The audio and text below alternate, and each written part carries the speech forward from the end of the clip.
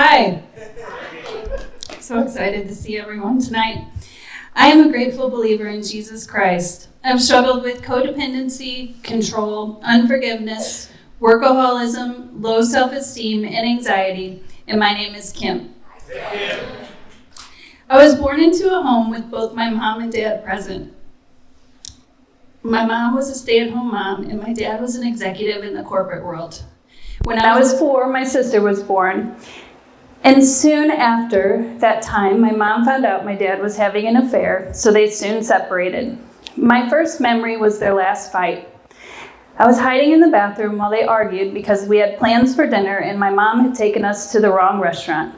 My dad packed his bags and left, saying he was not coming back, and then he was gone.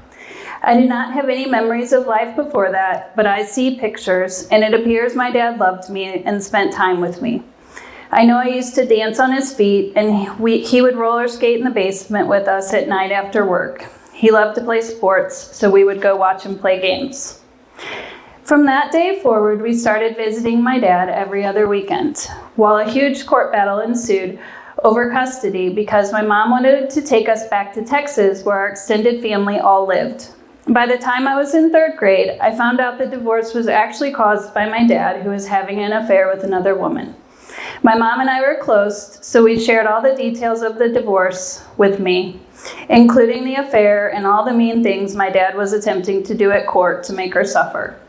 This created unforgiveness in my heart and rebellion against my dad. I spent the next 30 years angry at him and holding a grudge against him for what he had done to my mom. He was also highly critical of me and a perfectionist, so nothing I did was ever good enough. I was always encouraged to eat healthy and exercise. He would check with me weekly to make sure I had done the appropriate amount of exercise in order to maintain my shape and not get overweight. I was extremely shy and my self-esteem did not exist. I can remember beginning in 4th grade obsessing over my weight and thinking I need to lose weight. My obsession with my food, exercise, weight, and looks stayed with me my entire life until recovery. My mom had to start working during the divorce to earn an income. Originally, she started baking at home so she could still be home with us. Her business was so successful, it quickly progressed into opening a commercial location for a restaurant and bakery. The restaurant opened in 1985, so from that day forward, my mom went to work 7 days a week. I don't ever remember her having a day off, unless we went out of town so she could be away from work. But often, even on vacations, my aunt would take us so that my mom could stay behind and work. I was very independent and strong-willed. I really loved my mom and wanted to please her, so I became very responsible for things at home. I would clean the house and cut the grass. I maintained a perfect outward appearance, so she never had to worry about me. I hated my dad with her and spent countless hours gossiping about him. I never got into any trouble and kept up with the chores around the house. But inside, I hated myself, my appearance, which were most important according to my dad. As soon as my dad won the custody case and it was determined we had to stay in St. Louis, he got transferred to Washington, D.C. He would fly home once a month to visit us, and we would stay in a hotel for 2 nights, and then he would fly back. During my grade school years, he was dating a married woman, so we would spend the weekends pursuing her. At night, my sister and I would sit in the lobby at the hotel while they visited in the hotel room, and then during the day, we would meet in parking lots. My dad and her would sit in the car parked across the way, and my sister and I would sit in our car and play games. We would sit in the car for hours waiting on him. I would go home on Sundays so upset, tell my mom all the details, but I was so scared of upsetting my dad. I made her promise not to tell him the things I said, which she obeyed me each time and never said a thing. I hated my dad, I hated his girlfriend, and I hated my visits, but I was too scared of his reaction to ever be honest with him and tell him how I felt. In 7th grade, my dad moved back to town. The lady left her husband, so my dad moved in with her, but her husband was always watching us. I would wake up and my dad would be hiding at the door with his gun, or during the day, he would hide on the side of the house and creep around. It was at this point my career as a private investigator began. I was aware of what was happening because I searched her house for every detail I could find. I knew all the details of her marriage and her life. I hated this woman, but I always kept a smile on my face so they would not know. Between my dad's obsession with women and my mom's obsession with work, I was left alone every day. My neighbors were older and my best friends. It was them who introduced me to alcohol. In 7th grade, we decided to drink one Sunday afternoon, and I absolutely loved it. I was able to rest my spinning mind and just have fun. I went home drunk that day, but no one noticed. I followed my best friend to high school at an all-girls Catholic school. I did not like the school or the people, but I did know I wanted to be just like my best friend, so I followed her there. I was still severely shy and too scared to speak to anyone, so I never really made friends there until my senior year. I still hated my appearance and was obsessed with my weight. I tried hard to create an eating disorder, but it never really worked for me. The more I starved, the more weight I seemed to gain. My mom and I had been best friends until high school, which was where our relationship fell apart. My older neighbor friends did not have curfews, and I did. She always said nothing good happened after midnight, and she was right, but after midnight was my favorite time. I would beg and plead and usually get my way, but if not, I would come home on time and then back out my window I went, returning on time before anyone in the house woke up. I did not understand the need for rules now. Several times my mom caught me in different situations with alcohol or lying, but I just blamed someone else and she always believed me, so there was not ever any consequence. By the time I was 16, I had 2 boyfriends. I made sure I never spent any time alone because I did not like to be alone. My personality would switch to whatever each boy wanted. One loved sex and alcohol, and the other loved sex and marijuana. I just went back and forth between the two. Neither of them really cared or liked me much. This went on for 2 years before I finally settled on one boy because I decided I wanted a family. I graduated from high school and followed my same best friend off to college in Springfield. But what I really wanted was a baby. My freshman year was spent at fraternity parties during the week, and on the weekends I spent sneaking home to my boyfriend. I was able to keep up the persona for my parents that I was focused, and I was able to maintain almost a perfect GPA. After my first year of college, I found out I was pregnant. I transferred schools back to St. Louis, and we moved in together right away and started our life together. This, of course, was not part of the plan my dad had for me, so he encouraged me to end the pregnancy, but I was more than happy, so thankfully I didn't listen. I just knew this baby and this man were going to fill that empty place I felt in my heart. Now that I was having a baby, I decided he needed to stop smoking marijuana. I proceeded to spend the following 6 years attempting to force him. He was also verbally abusive. He told me daily that I was fat and ugly. It seemed everything I thought about myself was true. After my pregnancy, I dieted and exercised obsessively and took diet pills to help. If only I could get into the right shape that would make him love me like he appeared to love other women. A couple years later, we found out I was pregnant again with our second son. This time, I didn't want anyone to know because I was afraid of their disappointment because we were not married. We quickly planned a wedding with my parents, and 30 days later, we were in Jamaica married. I can remember him high the whole time, walking around Jamaica buying drugs from everyone that offered them. I was pregnant and scared, but he didn't care, and I just kept it a secret so no one would know what our life was really like. I needed our lifestyle to match the one my dad had planned for me, but also knowing that if he didn't quit getting high, one day I would just get a divorce. We came home, announced our pregnancy, bought a house, and carried on miserable. I was going to school full-time, working, raising my son, and pregnant, while my husband played video games and smoked pot. He worked sometimes, but then he would spend all the money on tools that he said he needed to work again. Financially, we were in trouble because our credit cards were maxed. After my second son, I visited the doctor where they gave me Zoloft. I was hoping that it would help get me through life a little easier since I could not seem to be happy. At this point, my favorite place was the bar up the street where women drank free 7 days a week. I could go there, escape from him, and guys would flirt with me and give me my self-esteem the boost it needed, since my husband wasn't. Eventually, I had an affair, and once caught, my husband came after me with a brick, which I barely escaped. I knew I needed to get a divorce at this point, so I filed for a restraining order and had him removed from our home. That day, we went to the local bar where I met the next man that I spent the next 5 years with. He had a good job, a nice car, he dressed well, and a daughter that was the same age as my son. He was everything I needed to make a good family. We quickly moved in together and he sold his house. It didn't take long to realize that nothing made sense. I found out he had a criminal record, then I found out he was a drug dealer, he had a pornography addiction, he lied about his age, and even his name and his job. He told me everything I needed to hear to resolve these lies, like the License Bureau made a mistake about his age, and so did the police when they arrested him. But denial is strong, and I was willing to ignore it all and just move forward in our relationship. As time went on, the verbal abuse increased to the most horrible words that he would call me daily.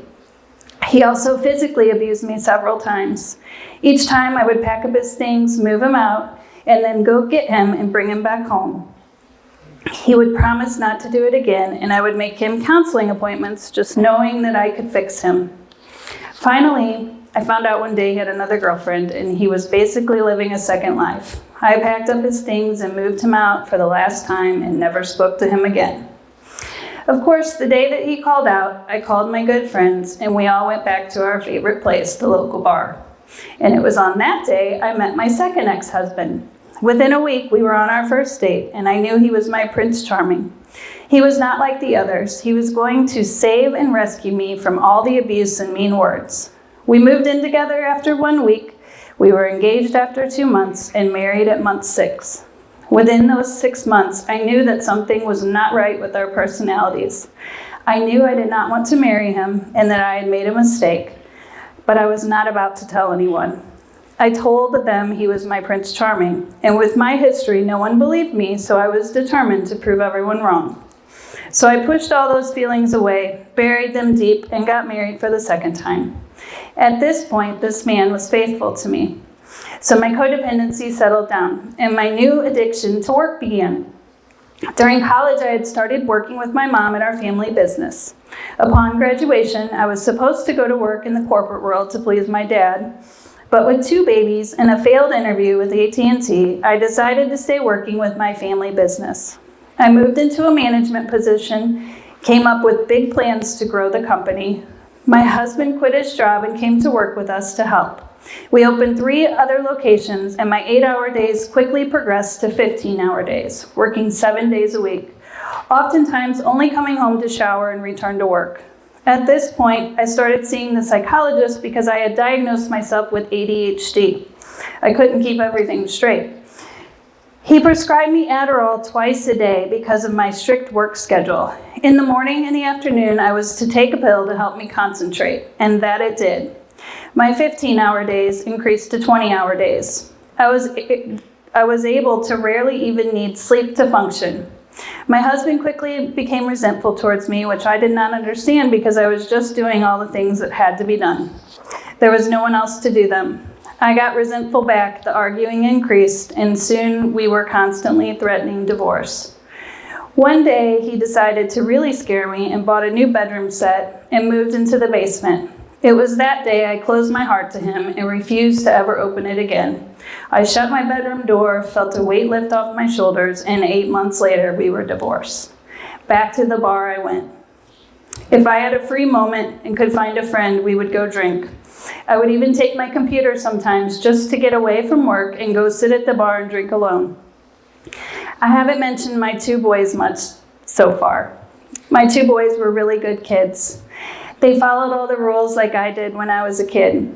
They made their own food, they did their own laundry, and we had a good relationship, although I didn't see them much because I was never home. I was so proud of them for being so independent, not realizing I was just raising them the same way I was raised, along with transferring my work addiction from one generation to the next. I loved my boys, but I was not present for them as I should have been. This time, although I went to the bar, I did not want another man. This time I just wanted to have fun. I never wanted to get married again, and I was done with relationships. I was so lonely, I bought a car that I decided was going to be my best friend. It was bright red and the cutest thing I had ever seen. I would go out alone, hoping to find some new people. By now, my normal friends I would usually hang with were married and really didn't go out anymore. It was around this time I met a new guy. He had a girlfriend, so he was safe just to hang out with and have fun. We would go to the bars and drink and spend time together, and then back to his life he went, and I went back to mine. That lasted a few months until one day I found out I was pregnant. I was so scared. I knew this man had a girlfriend. Both my sons were in high school. No one even knew I was dating anyone. I made an appointment at Planned Parenthood just to get info to decide what I wanted to do. I went for my visit, and while I was there, my old best friend texted me. She had gotten saved a few months prior and felt like she needed to reach out to me. I told her what I was doing, and she drove straight over to Illinois to meet me. I left the appointment and we met for lunch, where she talked me through my fear and pleaded with me to keep the baby, and she would help me, and it would all work out. I made the decision that day I was going to keep him, and I'm so grateful God used her that day, even though I was not willing to see or accept him. My son Billy is an amazing 6-year-old, and God has just such big plans for his life. I went home, I shared the news with the father, and we decided he would come live with me, and we would make a life together. He always wanted a family and children, and I did not want to raise a baby alone, so I was ecstatic about our decision. I just knew our life together would be perfect in my family world. We both owned our own businesses. We were successful and excited to be new parents. I knew he loved to drink, and he loved to drink a lot, and he really liked women. But I assumed this would all stop because we were going to be a family. I could fix it all for him, just like the codependent I was trained from an early age would do. I dove into my codependency deeper than ever before and 10 times worse. Now my drinking ceased because I was pregnant. At first I followed him to bars because I was invited, but quickly I was no longer fun enough and was left to stay at home. He would go drink and I would sit outside the bar and wait for him. I needed to make sure he didn't drive home and that he was safe. And I needed to make sure he left the bar alone and not with another woman. If only we could make it until the baby was born, he would no longer drink, because then our family would be complete. He would disappear for at least 24 hours while I would sit frozen, waiting for the call that he was either alive and coming home or dead in an accident. Each time he would return home, promise never to do it again, and we would put it behind us and move on like there was not a problem. 5 days after our beautiful baby boy was born, he got lost at the bar again, which completely shocked me. I really believed he would stop drinking for us.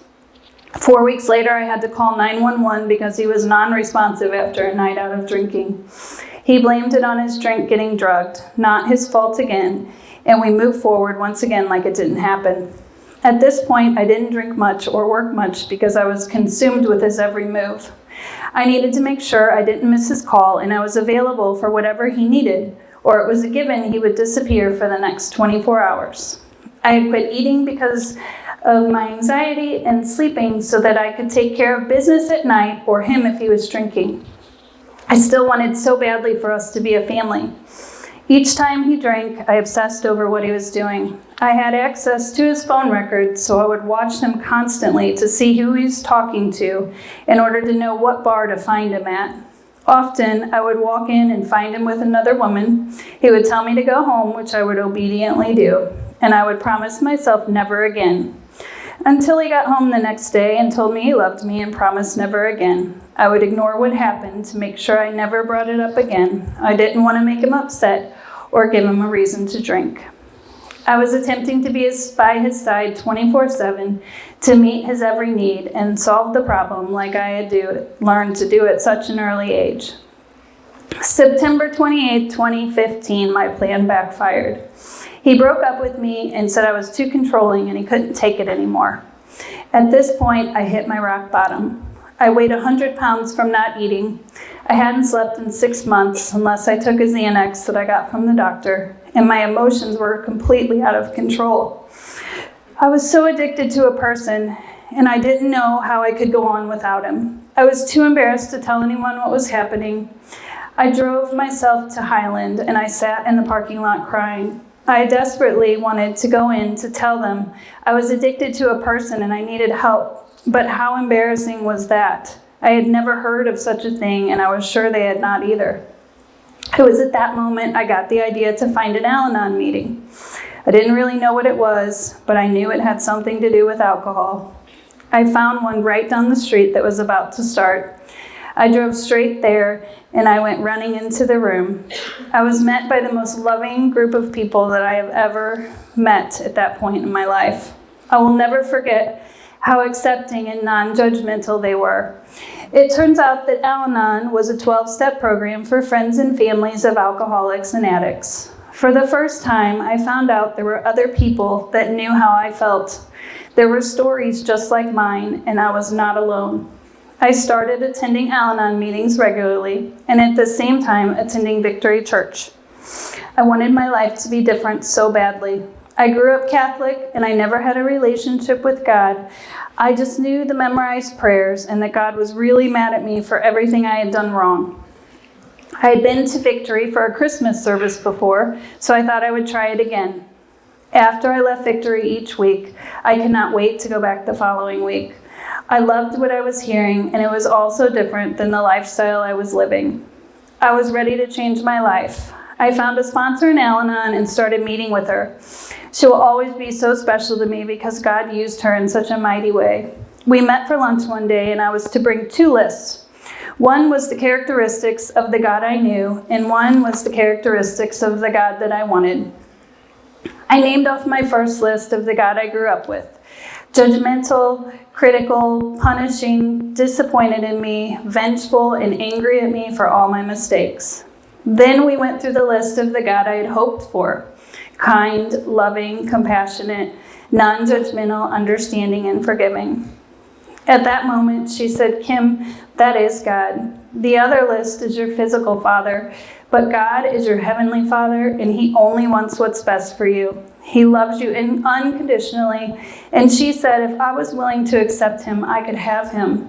From that day forward, the God that was angry at me for all my mistakes, the God that I begged for help so many times in the midst of my trouble but could never see, transformed into the most loving, kind daughter, the most loving, kind father I could ever ask for.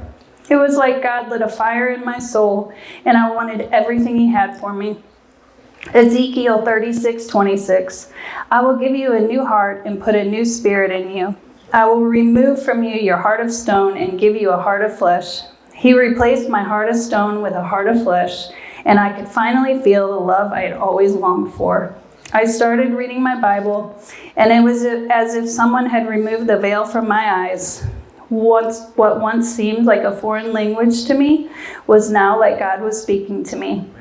Hebrews 4:12 says, "For the word of God is living and powerful and sharper than any two-edged sword." I was willing to do anything the Bible said. Forgive and you will be forgiven. After 30 years of unforgiveness towards my dad, I forgave him and realized he did the best he could. He was raised in a difficult environment with an alcoholic father. I forgave my youngest son's father, which I know broke a generational curse of unforgiveness in my family. My self-esteem and self-worth were restored. I found out who I was in Christ. I am a child of God. I am His precious daughter. He made me in His image. He designed my face and my nose and my body just like He wanted to. I have no right to insult His artwork. It is the most amazing feeling to be able to look in the mirror and see the girl that God designed and not the distorted mental image that I had seen for so many years. I had been in recovery for 2 years while God worked on mending my heart. I kept getting to step 3 with my sponsor and then getting sidetracked, never completing step 4. At Victory, I heard there was a small group called Step Study for Celebrate Recovery. In Step Study, you meet weekly with the same group, and you work through each step together so that you complete the steps in around 8 months. I decided to give it a try. For some reason, I had never really heard of CR until then. So I joined the Step Study and started working the steps. It just amazes me how God has such a gentle way of revealing to us and teaching us. I was able to work through the steps with my group and my sponsor, realize I was so controlling, and make amends to many that I've harmed. I stopped being the victim in every situation, and I was able to own the role that I played. God quickly worked on my codependency. Today, I live an honest life without secrets, and I no longer need to please everyone around me. I'm no longer a workaholic, and my business is more successful than ever with God in control. After 1 year, I stopped taking my ADHD meds and all my other prescriptions. I stopped drinking in 2016 and stopped smoking in 2017. Today, I lead an amazing group of 12 women in a step study, which it is such an honor to see how God is changing their lives, and mine too. I serve on the VIP and events team at Victory Church, and I sponsor 7 amazing women. I'm on the leadership team for the Victory Celebrate Recovery as well. God has restored relationships. He's given me the intimate friendships that I've longed for my entire life. Life with Jesus is just incredible. There are still struggles. The difference is today I can accept them, and I have the tools to deal with them. I came into recovery with a hammer as my tool, and only a hammer. And I hammered my way through life when often I needed a screwdriver or a wrench. God, through CR, His Word, and all the amazing people He has put in my life, has filled my tool belt and just keeps giving me more. The more that I ask, the more that He gives. He gives me courage and strength each time I need it. Isaiah 40:31, my life verse. Those who hope in the Lord will renew their strength. They shall soar on wings like eagles. They will run and not grow weary. They will walk and not be faint. Thank you all for listening, and thank you for everyone that came tonight.